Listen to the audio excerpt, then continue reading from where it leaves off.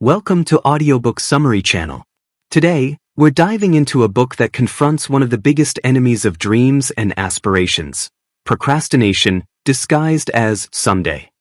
We're talking about Matthew Dicks's refreshingly honest and incredibly practical guide. Someday is today. 22 simple, actionable ways to propel your creative life. If you have a brilliant idea tucked away, a passion project gathering dust, or a lifelong dream that always seems to be just out of reach, this book is your wake-up call and your toolkit. It's time to stop waiting for someday and start creating today.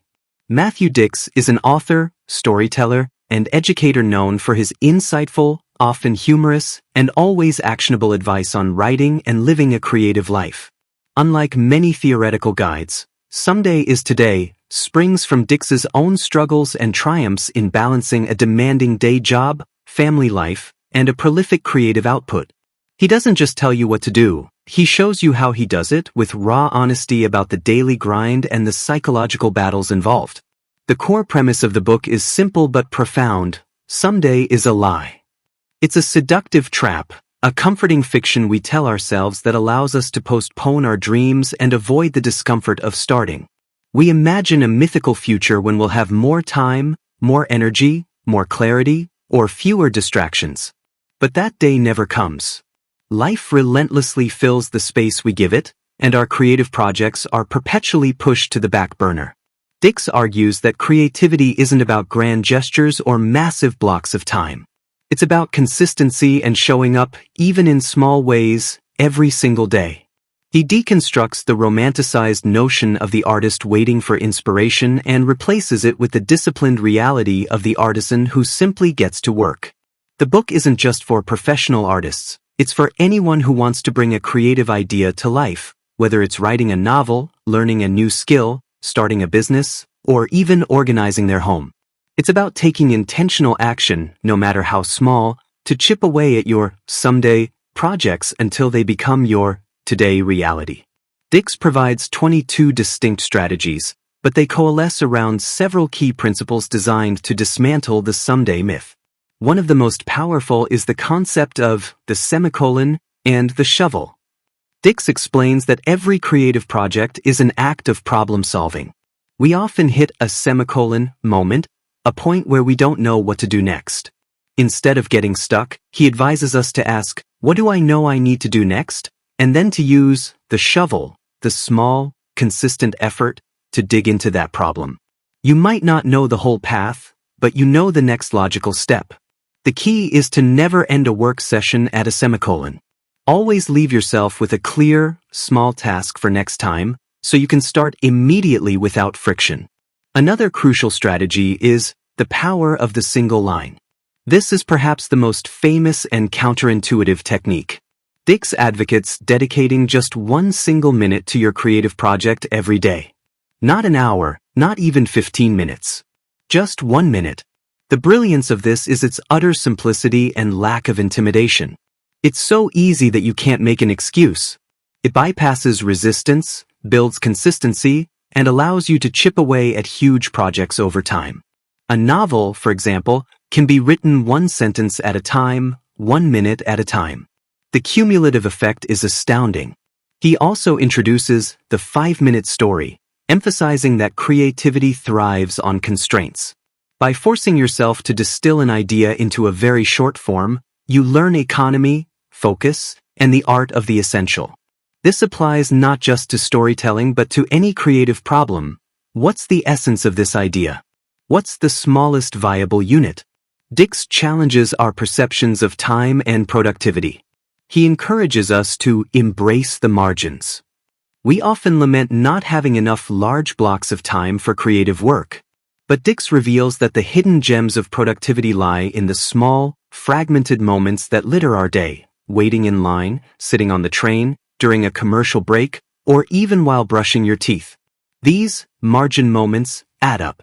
If you fill these small gaps with creative tasks, they accumulate into significant progress over weeks and months. It's about reclaiming lost time and recognizing that every minute counts. He also advocates for the secret to being productive, not writing. This seemingly contradictory advice highlights the importance of out-of-office tasks that contribute to your creative work. Thinking, observing, reading, walking, brainstorming in the shower, these are all vital components of the creative process that don't involve active production. Many creative blocks stem from trying to force production without sufficient mental preparation or incubation. Dix reminds us that creativity isn't just typing words or painting strokes. It's a holistic process that requires various forms of engagement. Another powerful strategy is the first 20 minutes. Dix argues that if you can commit to just the first 20 minutes of a daunting task, you've won half the battle. The initial resistance is often the strongest. Once you've pushed past that inertia, momentum often kicks in, and you find yourself continuing far beyond the initial commitment. This is a practical application of the activation energy concept. A significant portion of the book focuses on overcoming the psychological hurdles that sabotage our creative efforts. Dix confronts perfectionism head-on. He asserts that perfectionism is often just procrastination in disguise, an excuse to never finish, because nothing is ever good enough. He encourages readers to embrace the idea of a shitty first draft, a concept popularized by and Lamott. The goal is simply to finish, to get the idea out, and then you can refine and polish. Imperfection is part of the process, and done is better than perfect but unfinished. He also tackles fear of failure and judgment. The fear that our work won't be good enough, or that others will criticize it, often stops us before we even begin. Dix suggests focusing on the intrinsic joy of creation and the satisfaction of completion, rather than external validation. He encourages us to share our work, even if imperfect, to build resilience and get valuable feedback. He introduces the concept of the narrative of the self. We often tell ourselves stories about who we are. I'm not a writer. I'm not creative. I'm too busy. These stories become self-fulfilling prophecies. Dix urges us to consciously change our internal narrative, to start telling ourselves stories about being someone who does finish, who is creative, who makes time for their passions. Our identity shapes our actions. The actionable nature of the book is its true strength. Dix provides tools like calendar blocking, literally scheduling small, consistent blocks of time for creative work, treating them as non-negotiable appointments.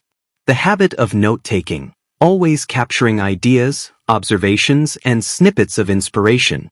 Our minds are for having ideas, not for holding them. The power of a routine. Establishing consistent pre-work rituals, e.g., making coffee, clearing the desk, that signal to your brain it's time to create. The value of boredom. In an age of constant stimulation, Dix champions boredom as a fertile ground for creative thought. Allowing your mind to wander can unlock new ideas. Batching similar tasks. Grouping similar small tasks together to create efficiency and minimize context switching. He emphasizes the importance of celebrating small wins. Every completed page, every 5-minute session, every tiny step forward should be acknowledged. These small victories accumulate, build momentum, and reinforce the identity of someone who finishes. It's about building a positive feedback loop that makes you want to keep showing up. Ultimately, "Someday is Today" is a powerful antidote to the overwhelm, fear, and procrastination that plague creative endeavors. It's a pragmatic roadmap for anyone who has a someday project gathering dust and wants to finally bring it to fruition. Dix strips away the mystique of creativity and replaces it with actionable strategies that acknowledge the realities of a busy life, proving that consistency, even in tiny increments, is the true engine of creative output. It's about cultivating the discipline to show up for your dreams, one small, intentional step at a time. In conclusion, Matthew Dix's "Someday is Today" is an essential read for anyone who wants to stop postponing their passions and start living a truly creative life. By dismantling the myth of someday, embracing the power of consistent micro-actions, and overcoming the psychological barriers of perfectionism and fear, you can transform your relationship with your creative projects. Hollins empowers us to reclaim our time, honor our ideas, and cultivate the discipline to bring our unique visions into existence. It's a resounding call to action. Your creative life doesn't start tomorrow, or next week, or when you have more time. It starts right now. Thank you for joining us on this empowering journey through Matthew Dix's Someday is Today.